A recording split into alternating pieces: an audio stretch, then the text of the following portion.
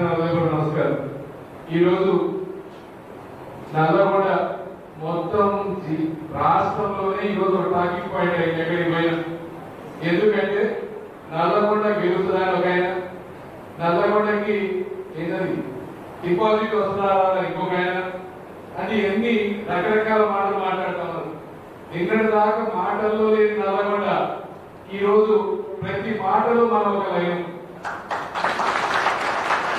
దానికి కారణం మీరే. ఇప్పుడే మాట్లాడుతూ ఉన్నాయి పక్కన కూర్చొని, ఏమో ఇక్కడికి వచ్చినాక నాకు వాయిస్ కనబడతా ఉన్నాయి, నువ్వు గెలిచి ఎంపీ అయ్యేటట్టు మాత్రం అంటుంటా. అంటే ఎవరు మాట్లాడిన వచ్చినప్పుడు మా రాజేంద్ర మాట్లాడి చాలా మంది వచ్చినప్పుడు కావాలా, ఎవరు మాట్లాడి అంటారు ఫస్ట్ ఏదో ఒక రకంగా వస్తాడు, నలుగురు దగ్గరికి వస్తాడు, చాలా మిగిలిపోయి. అంటే ఈరోజు మీరందరూ పడే కష్టం. ఇంకొకటి, ఏది తిన్నా తినకపోయినా కార్యకర్తలు ఒకటైంది. ఎన్నడూ లేని విధంగా దాదాపు ప్రతి బూత్లో ఏజెంట్ కూర్చోబెట్టగలిగిన, ప్రతి దగ్గర ప్రచారానికి ప్రతి ఇంటికి కాంగ్రెస్ బీఆర్ఎస్ పోయిందో పోలేదు కానీ మనం మాత్రం పోయిన ప్రతి ఇంటికి.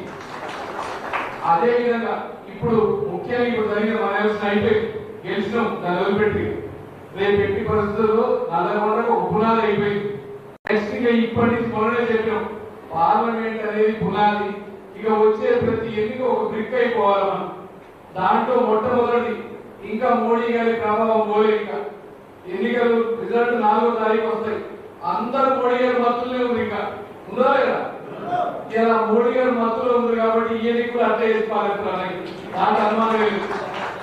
ఈ రోజు ఒకటి, జీవితాన్ని మొత్తాన్ని త్యాగం చేసి అన్నయ్య పార్టీ కోసం పార్టీ ఆఫీసులో ప్రవేశించిన లాయరు, ఒక సీనియర్ లీడర్, ఒక మంచి పేరున్న నాయకుడు ఈరోజు పోయినసారి పోటీ చేసింది. కానీ ఈసారి 100% టికెట్ ఇవ్వడం చెప్పినాను అన్న, ఖచ్చితంగా మేము ఎమ్మెల్సీ ఇస్తారు. ఎందుకంటే ఈసారి హవా అవుతుంది. మన యూత్ మహిళ ఎక్కడికి పోయినా, మన పక్కింట్లో కాంగ్రెస్ లీడర్ అయినా వాళ్ళ ఇంట్లో మొత్తం మహిళలు ఎంతసేపటి ఢిల్లీ హైదరాబాద్ ఎందుకు పోతున్నారు, కలెక్ట్ చేయాలా అడిగారు. ట్యాక్స్ మొత్తం మొదలు పెట్టారు. ఆయన ఆ ట్యాక్స్ అంటారు, వీటికి వచ్చే ఇంకో ట్యాక్స్ అంటారు, సూర్యాపేట ఇంకో పేరు చెప్తారు, మొత్తం ట్యాక్స్ మయం అయిపోయింది. అవి ఈజీగా చెప్పొచ్చు మన పట్టభద్రులకు. అందుకని ఎట్టి పరిస్థితుల్లో రేపు 1వ నెంబర్ గుర్తు మీద 1వ నెంబర్ వేయాల్సిందే. వేస్తే ఫస్ట్ దాంతో అన్న ఈజీ గెలుస్తాడు. దానికి తగ్గట్టు మనం ఈ రోజు హైయెస్ట్ నెంబర్స్ ఉన్నాయి. మీకు పోలింగ్ ఎవరైతే ఇన్ఛార్జ్ ఉన్నారో వాళ్ళకి మీ పోలింగ్ ఓటర్ లిస్ట్ వస్తాయి. వాళ్ళందరినీ మండల వైజ్ మీటింగ్లు పెట్టుకోండి. నేను కూడా చెప్పాను, అలా కోదాడ అవుతున్న పరిస్థితుల్లో నేను కంప్లీట్ కాన్సన్ట్రేట్ చేసుకుంటా, ప్రతి మండలానికి తిరుగుతా, ప్రతి రోజు తిరుగుతాం, ఓటింగ్ ఇచ్చి ఏర్పాటు చేపిస్తాం. మీరు కూడా ప్రతి కాన్స్టిట్యున్సీ ఇది మనది, మన ఎన్నిక, చిన్న చిన్న ఎన్ని పక్కన పెట్టండి.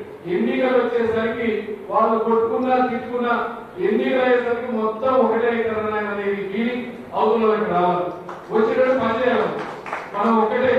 ఇది పాత లేదు, ఇంకా పాతలు ఎక్కడ లేదు. 3,000 పెట్టాలి, 4,000 పెట్టాలి, ఇక ఉన్నాం కదా, ఉన్నాం కాబట్టి నిలబడ్డాం కదా అనే పరిస్థితి ఉంది. అయిపోయా ఇక లేదే లేదు. మన ఆలోచన లేదు, ఇక తీసేయమే.